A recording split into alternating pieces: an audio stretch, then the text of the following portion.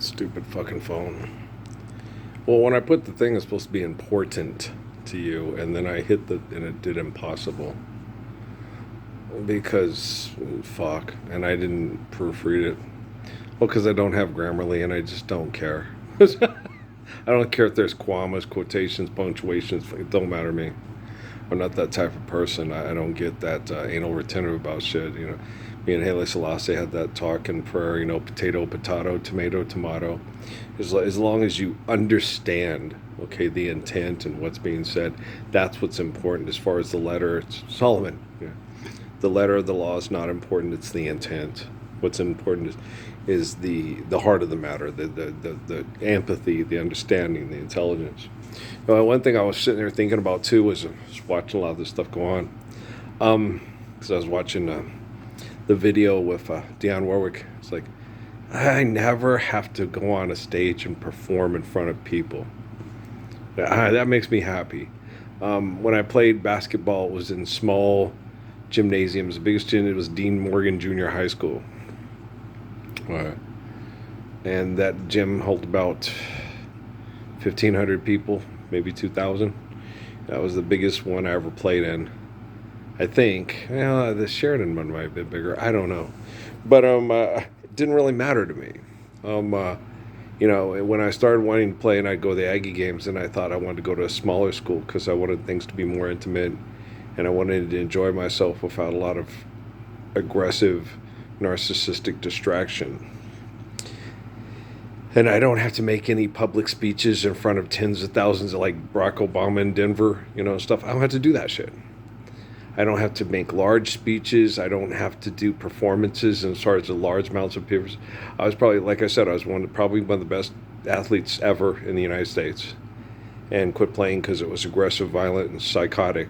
And I don't want to be a performer, Even though I like to sing, I don't want to sing in front of people. I'll sing with people. I mean, not large groups of people. If I got my Emily around and, my kiddos and my natty and we sing songs together, And it was right on the tip of my tongue. And I was going to say, I love you. Right? Just sing together. Just have fun. I don't know if that song's so good it almost made me cry. I was listening to the Flamingos. Good gravy. I'm like, this is so good. I almost cried. Yeah. My love must be a kind of blind love. I love the Flamingos. And their harmonies are so good. I almost got teary-eyed listening to those guys sing. The other one that was good was they were all good, all the songs I was listening to on my YouTube. Harry Nilsson, that's the shit. Mariah Carey, I'm just not as convinced. I believe Harry Nilsson more than I believe Mariah Carey. She wants to sound good. He did it because it was a song he wrote that expressed emotion. It's very different. That's what me and the young lady were talking about at Lowe's the other night. It's very different when it's a song that expresses emotion or you want it to sound good. Since I Lost My Baby by Luther Vandross, they want it to sound good. Okay. Smokey Robinson gave it to the Temptations because they would express it emotionally the way he wanted it to be conveyed. Okay. And that's what's important, is the emotional expression. That's what we were talking about last night at the store. Is emotional as expression of the feelings, And it's like, anybody love Morris Albert's, and feelings like I've never lost you, and feelings like I'll never have you again in my life, feelings for all my life, I'll feel it. I wish I'd never met you, girl. You'll never come again. Right. One thing I know for sure is, the biggest torture I had was the effects that the science projects that these assholes had on the children. On Patrick, who would sit there and listening to The Minute You're Gone, when his mom would go out to the bars and not be around him, and he would listen to it and he'd cry and ask me why his mom would rather go to the bars than hang out with us. Emily asking me certain things about that when she'd watch Secret Garden and watch the mom come and then leave, and she would cry because she missed her mommy.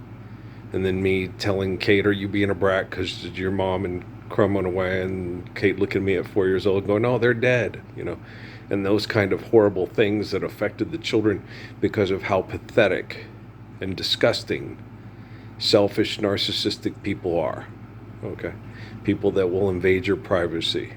People that will invade the sanctity of your home, the sanctity of your bedroom. Okay? That will test you to see just how spectacular and amazing human being you are, and how amazing Job and Jonah and Jesus are and were. Okay? I am honored to say they are really amazing. Okay? The messiahs, and that one lady when I was in Sierra Vista, when she told me I was Hop Snop Snarger or whatever from the Jantheus things, and I was like, what? She goes, you're so-and-so. I said, what do you mean by that? She goes, you're the one who's like Jesus Christ. I said, yeah, it's me.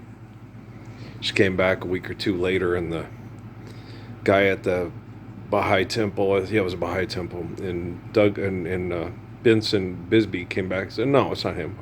He's supposed to be a public figure. He's supposed to have a large following. No religious person wants a large following. They just want to go home and like Mother Teresa, love their family and be loved. They don't want a large following. They don't want, like what Gandhi had to put up with. All those people is, it's horrible. Nobody wants a bunch of people following them around and doing everything, like Life of Brian. He's cast his shoe aside. Nobody wants that shit. Okay. Forgive debt and trespass, love one eternal, love another eternal, faithful peace. All right, go home. Go love your family, right?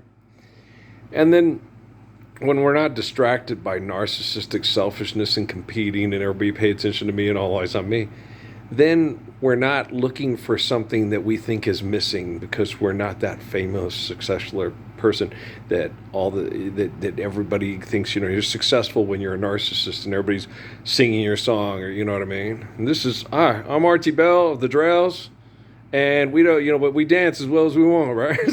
So tighten it up, right? Now, songs, I love songs. Me and Dad were listening to one out there, and he liked it, and I was like, that's that's Neil Diamond. Sunflower, good morning, you sure do make it like a sunny time. It was Glenn Campbell singing it, but I was like, Neil Diamond is the one who wrote that. Better not find you looking the other way. Everybody liked that. I like that song. It's a good song, right? I love singing that with my kids, okay?